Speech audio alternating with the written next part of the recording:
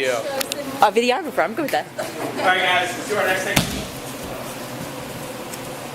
So when you're playing your half butterfly guard, you're going to start working, it's going to be the boundary between half guard, butterfly guard, and X guard. Those lines get kind of blurry the more you play those positions. That's where we're taking our game here. So a lot of times you start playing a butterfly guard, X guard opens up pretty quick. X guard opens up a lot with half guard butterfly as well. It's actually the way I find myself in half guard. I mean, in X guard most times I'm going from a half guard to an X guard. So that's kind of the path we're taking. So there's one more link in between that we need to look at before we get to our X guard position. So we looked at using the butterfly guard to sit them up and then sweep.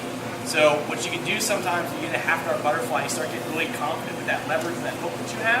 You can use that hook to kind of jump right into the butterfly guard sweep from there. Because a lot of times once you get that hook and you start getting leverage, start feeling their hips start to tip a little bit, you can dive into the sweep from your half guard butterfly. You don't have to do the whole thing where you're going, bam, sit them up and then dump them over. Sometimes you can be right in the half guard butterfly. You have just a little bit of hip space, a little bit of leverage, and then you're up and you got them dumping. That's what we're going to look at now. So I got my half guard. Drills with the underhook. Nice tight head control. Like I said, most of the time when I'm playing my half guard butterfly or half butterfly guard, I don't even know the official term for it. We're close to it, whatever it is. Whenever I'm playing this position, a lot of times it's because underhook and overhook. If I have the underhook, it's going to be kind of redundant for me to start establishing another form of leverage here because I got a lot of power with my one underhook. Sometimes you do set it and you do need it. It's very rare. If I have the underhook, I'm normally just shooting out somewhere else. So make sure you guys keep that in mind. Make sure when you're on top, you're setting the underhook on your partner here. So I'm stretching Daryl's leg out, stomping on the ankle, hip escape, boom, pointing this in. I'm getting my half butterfly guard going here. Now, as soon as I get this, the key to tools like a butterfly guard or even X guard, when you guys see it, or even your half guard in this position, is you have to keep your opponent kind of moving a little bit. You have to keep them adjusting and always tweaking their balance. If I get here and I just kind of think about what I gotta do, Daryl's gonna get really heavy, and that's when it's gonna be really difficult to move Daryl. It's easiest to attack somebody if they're moving a little bit, because that way they're giving you openings and their base is not solid. So it's better to deal with somebody deal with a moving target. It's kind of counterintuitive as that seems, and it's someone that's super still and very static. So whenever I get in a position like this, it's important I'm always kind of bumping Daryl around here, trying to keep the movement going. That way I can keep Daryl's base adjusting just a little bit each time.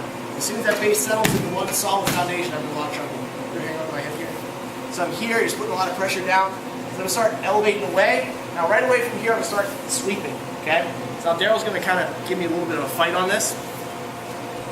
And so Daryl starts pushing down, start elevating, I'm going to start sweeping here. So a lot of times this leg starts to hop out. That's fine, it's going to just push,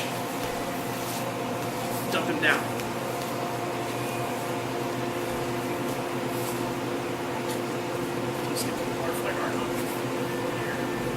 A lot of pressure, push up, boom, I start to sweep here.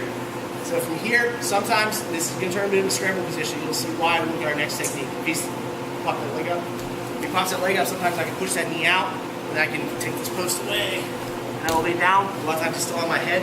Do that one more time, terribly sloppy. Push on my head, boom, elevate up.